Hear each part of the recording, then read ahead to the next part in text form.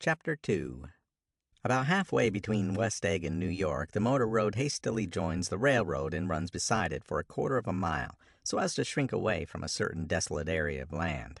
This is a valley of ashes, a fantastic farm where ashes grow like wheat into ridges and hills and grotesque gardens, where ashes take the forms of houses and chimneys and rising smoke and, finally, with a transcendent effort, of ash-gray men who move dimly and already crumbling through the powdery air.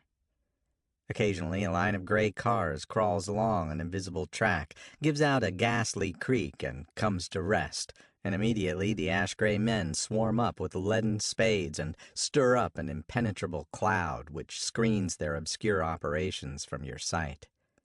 But above the gray land and the spasms of bleak dust which drift endlessly over it, you perceive, after a moment, the eyes of Dr. T.J. Eckelberg. The eyes of Dr. T.J. Eckelberg are blue and gigantic. Their retinas are 1 yard high. They look out of no face, but instead from a pair of enormous yellow spectacles which pass over a non-existent nose.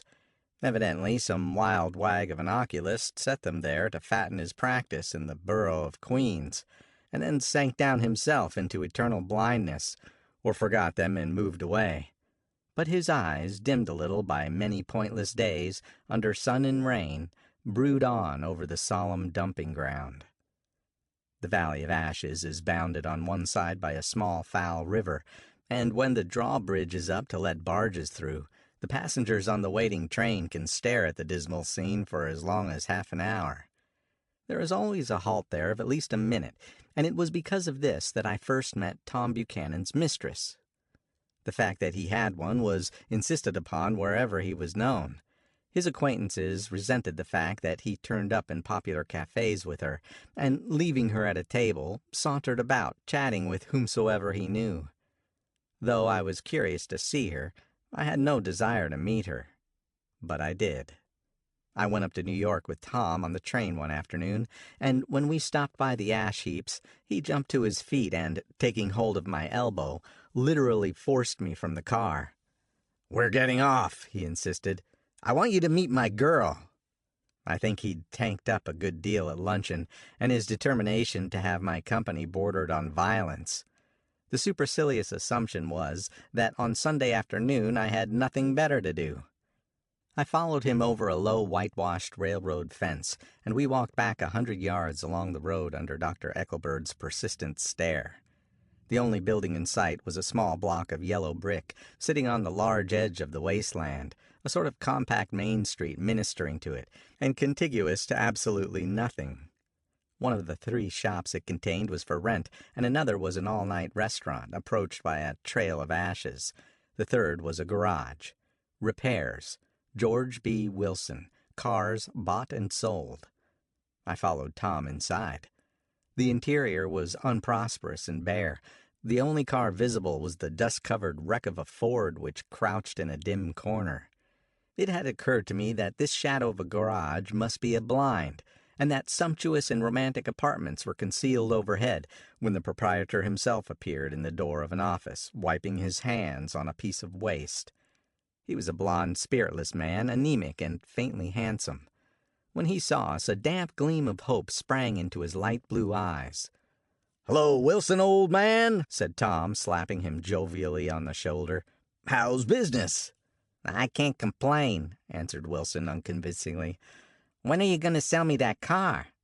"Next week. I've got my man working on it now." "Works pretty slow, don't he?" "No, he doesn't," said Tom coldly. "And if you feel that way about it, maybe I better sell it somewhere else after all." "I don't mean that," explained Wilson quickly. "I just meant—" His voice faded off, and Tom glanced impatiently around the garage.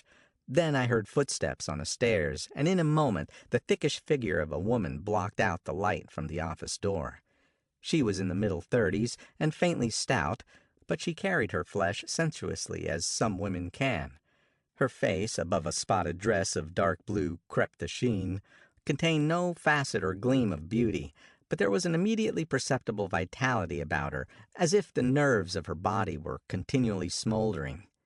She smiled slowly and, walking through her husband as if he were a ghost, shook hands with Tom, looking him flush in the eye. Then she wet her lips and, without turning around, spoke to her husband in a soft, coarse voice. "Get some chairs, why don't you, so somebody can sit down?" "Oh, sure," agreed Wilson hurriedly and went toward the little office, mingling immediately with the cement color of the walls. A white ashen dust veiled his dark suit and his pale hair as it veiled everything in the vicinity, except his wife, who moved close to Tom. "I want to see you," said Tom intently. "Get on the next train." "All right." "I'll meet you by the newsstand on the lower level." She nodded and moved away from him just as George Wilson emerged with 2 chairs from his office door. We waited for her down the road and out of sight. It was a few days before the 4th of July, and a gray, scrawny Italian child was setting torpedoes in a row along the railroad track. "Terrible place, isn't it?" said Tom, exchanging a frown with Dr. Eckelberg. "Awful. It does her good to get away." "Doesn't her husband object?" "Wilson? He thinks she goes to see her sister in New York. He's so dumb, he doesn't know he's alive." So Tom Buchanan and his girl and I went up together to New York. Or not quite together, for Mrs. Wilson sat discreetly in another car. Tom deferred that much to the sensibilities of those East Eggers who might be on the train. She had changed her dress to a brown-figured muslin, which stretched tight over her rather wide hips as Tom helped her to the platform in New York. At the newsstand, she bought a copy of Town Tattle and a moving picture magazine, and in the station drugstore, some cold cream and a small flask of perfume. Upstairs, in the solemn echoing drive, she let 4 taxicabs drive away before she selected a new one, lavender-colored with gray upholstery, and in this we slid out from the mass of the station into the glowing sunshine. But immediately she turned sharply from the window and, leaning forward, tapped on the front glass. "I want to get one of those dogs," she said earnestly. "I want to get one for the apartment. They're nice to have. A dog." So we backed up to a gray old man who bore an absurd resemblance to John D. Rockefeller. In a basket swung from his neck cowered a dozen very recent puppies of an indeterminate breed. "What kind are they?" asked Mrs. Wilson eagerly as he came to the taxi window. "All kinds. What kind do you want, lady?" "I'd like to get one of those police dogs. I don't suppose you got that kind." The man peered doubtfully into the basket, plunged in his hand, and drew one up, wriggling by the back of the neck. "That's no police dog," said Tom. "No, it's not exactly a police dog," said the man with disappointment in his voice. "It's more of an Airedale." He passed his hand over the brown wash rag of a back. "Look at that coat. Some coat. That's a dog that'll never bother you with catching cold." "I think it's cute," said Mrs. Wilson enthusiastically. "How much is it?" "That dog?" He looked at it admiringly. "That dog will cost you $10. The Airedale, undoubtedly there was an Airedale concerned in it somewhere, though its feet were startlingly white, changed hands and settled down into Mrs. Wilson's lap, where she fondled the weatherproof coat with rapture. "Is it a boy or a girl?" she asked delicately. "That dog? That dog's a boy." "It's a bitch," said Tom derisively. "Here's your money. Go and buy 10 more dogs with it." We drove over to Fifth Avenue, warm and soft, almost pastoral, on the summer Sunday afternoon. I wouldn't have been surprised to see a great flock of white sheep turn the corner. "Hold on," I said. "I have to leave you here." "No, you don't," interposed Tom quickly. "Myrtle'll be hurt if you don't come up to the apartment. Won't you, Myrtle?" "Come on," she urged. "I'll telephone my sister Catherine. She's said to be very beautiful by people who ought to know." "Well, I'd like to, but—" We went on, cutting back again over the park toward the West Hundreds. At 158th Street, the cab stopped at one slice in a long white cake of apartment houses. Throwing a regal homecoming glance around the neighborhood, Mrs. Wilson gathered up her dog and her other purchases and went haughtily in. "I'm going to have the McKees come up," she announced as we rose in the elevator. "And of course, I've got to call up my sister, too." The apartment was on the top floor, a small living room, a small dining room, a small bedroom, and a bath. The living room was crowded to the doors with a set of tapestried furniture entirely too large for it, so that to move about was to stumble continually over scenes of ladies swinging in the gardens of Versailles. The only picture was an over-enlarged photograph, apparently a hen sitting on a blurred rock. Looked at from a distance, however, the hen resolved itself into a bonnet, and the countenance of a stout old lady beamed down into the room. Several old copies of Town Tattle lay on the table, together with a copy of Simon Called Peter, and some of the small scandal magazines of Broadway. Mrs. Wilson was first concerned with the dog. A reluctant elevator boy went for a box full of straw and some milk, to which he added, on his own initiative, a tin of large, hard dog biscuits, one of which decomposed apathetically in the saucer of milk all afternoon. Meanwhile, Tom brought out a bottle of whiskey from a locked bureau door.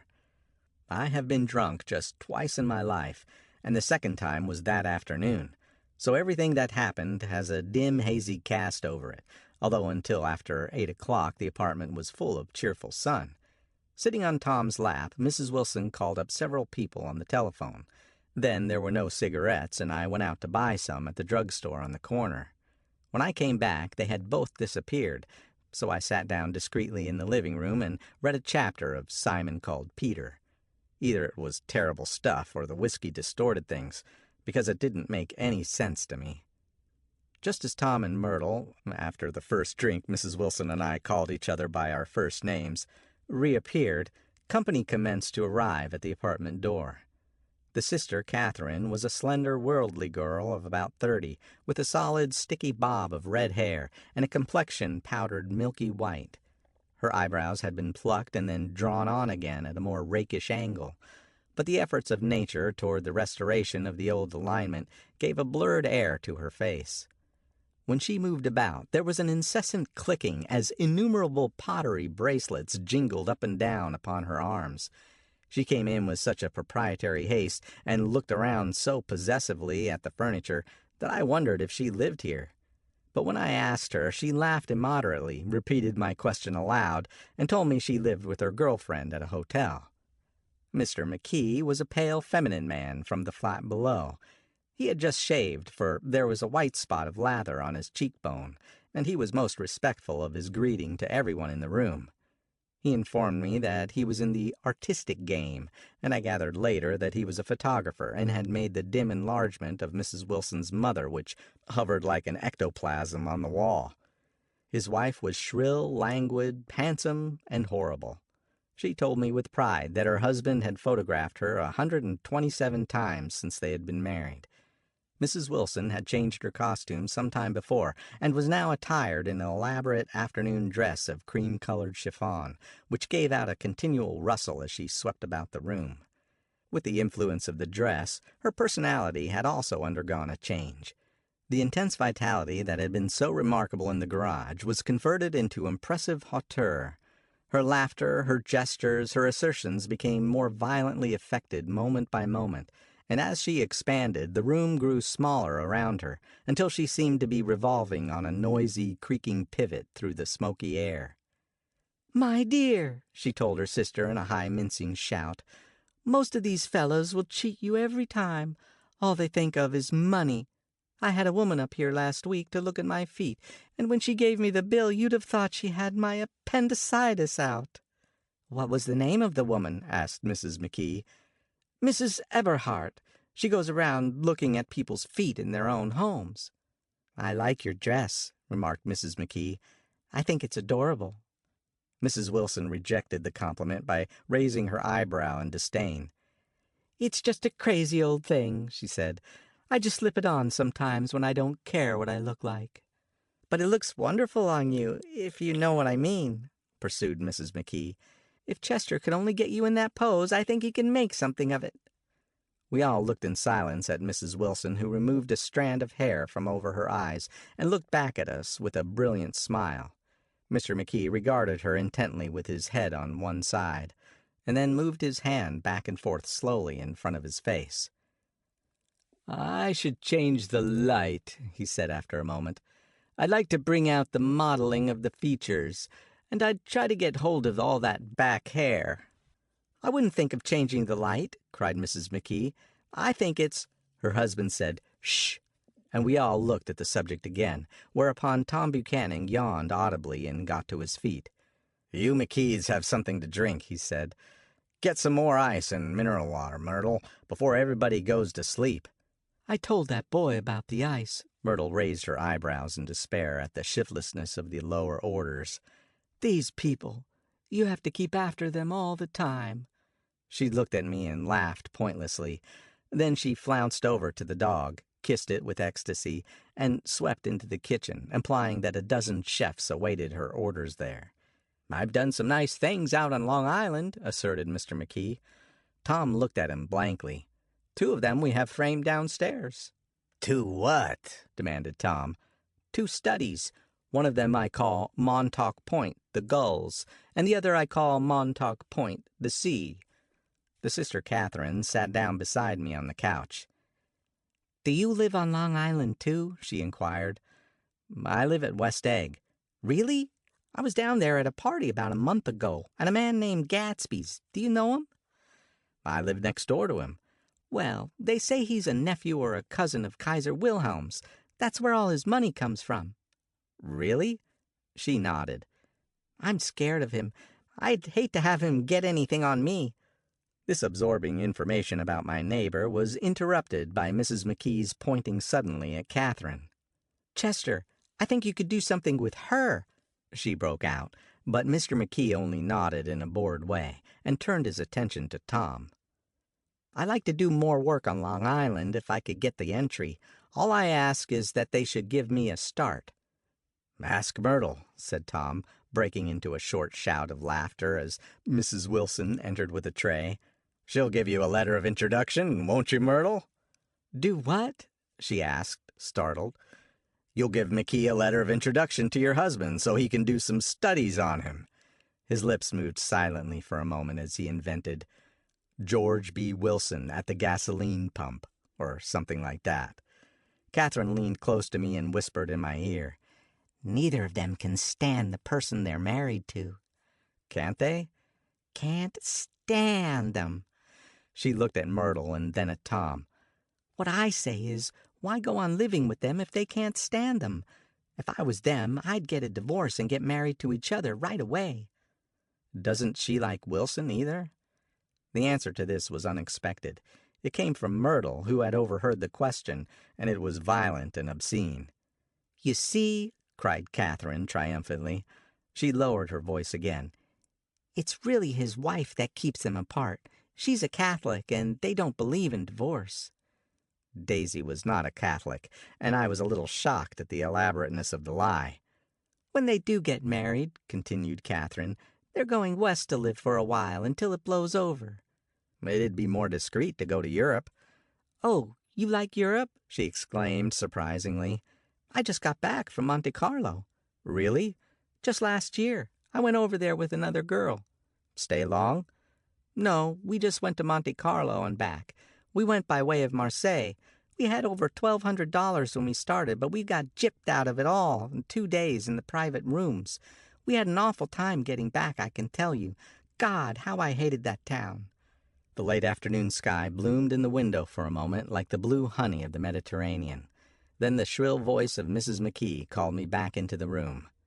"I almost made a mistake, too," she declared vigorously. "I almost married a little kike who'd been after me for years. I knew he was below me.